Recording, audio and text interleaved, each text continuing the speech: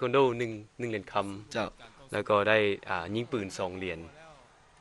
มื้อนี้เป็นคิวของวูซูบูที่ซูลาวเฮากองสมกองเชียร์นั้นได้ฮ้องได้โฮกันทั่วสนามเจ้าที่ท่านเห็นอยู่นี่คือประเภทการต่อสู้บูซูนี้มีทั้งประเภทการต่อสู้และประเภทฟ้อนเฮาลาวได้2เหรียญคำจากประเภทฟ้อนทีมยิงฟ้อนมือเป่าบ่มีอาวุธจากสุดดาพรจันกาเพ็งและเกศสุดาวงศ์ภักดีและอีกประเภทคือประเภททีมซ้ายฟ้อนประกอบอาวุธก็ได้เหรียญคำเช่นเดียวกันเจ้าลาวนั้นได้เหรียญคำคือได้คะแนน 9.5 คะแนนส่วนเหรียญเงินเป็นของอินโดนีเซียและเหรียญทองเป็นของมาเลเซียและบรูไนฟ้อนหรือว่าลำวูซูมือเป่าเนาะนักกีฬาหญิงของพวกเฮาสุดาพรจันลาเพ็งอายุเพียงแต่14ปีเจ้าโอ้14กับอีกคนหนึ่งก็คือเกศสุดาใน19 ปีก็เคยไปสัมภาษณ์แล้วสำหรับนักกีฬาทั้งสองนี้บอกว่ามั่นใจอีหลีเจ้าหลังจากที่ไปเก็บตัวอยู่ที่จีนที่ประเทศจีนแล้วก็มาที่ซีเกมนี้บอกว่าลาวเป็นเจ้าภาพนี้มั่นใจว่าจะญาติเหรียญคำมาให้ประชาชนลาวให้ได้ก็ได้ดีท่านผู้ชมก็สมดังที่ว่าตั้งเป้าหมายไว้นี่ถือคือว่าอายุเพียง14ปีแบบนี้นั้นวาทีเศรษฐีเจ้า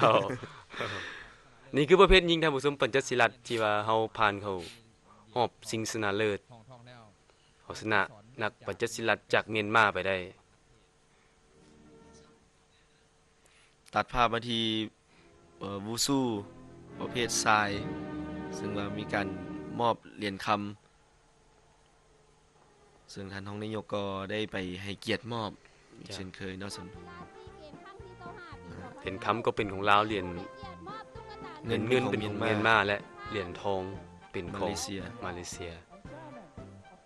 นี่คือประเภทยิงเจ้าขึ้นมากราฟิกขึ้นมาเมื่อกี้เป็นประเภทยิงจ้ะแต่ว่าจริงๆประเภททรายมันเหรียญเงินนั้นเป็นของอินโดและเหรียญทองเป็นของ2ประเทศคือมาเลเซียและบรูไนเจ้า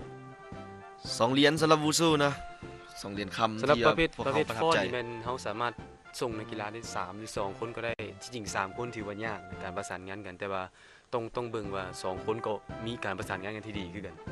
ขอให้2ก็ได้3ก็ได้เจ้าเจ้าซึ่งวันนี้ปก็ระเภทคือนี้มันบ่ได้มีอาวุธเป็นประเภทฟ้อนแบบมือเป่าส่วนซ้ายนั้นเป็นประเภทฟ้อนแบบมีอาวุธนี่ก็คือเกตสุดาวงศ์ภักดีรับเรียนจากท่านท้องนายกเจ้าและนี่ก็คือสุดาพรจันลาเพ็งอายุเพียงแต่14ปีถือว่าอนาคตยังไกลที่จะ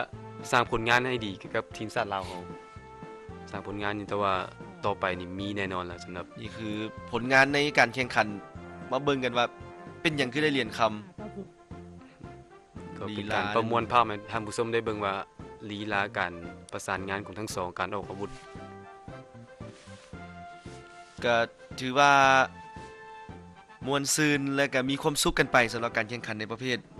วูซูซึ่งว่าเพลงชาติลาวของพวกเขาก็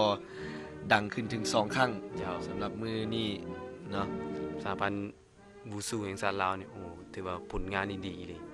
ได้มาส่งเหรียญคำแล้วในปัจจุบันนี้เห็นให้เหรียญคำของพวกเขาตอนนี้ทะลุหลัก10แล้ว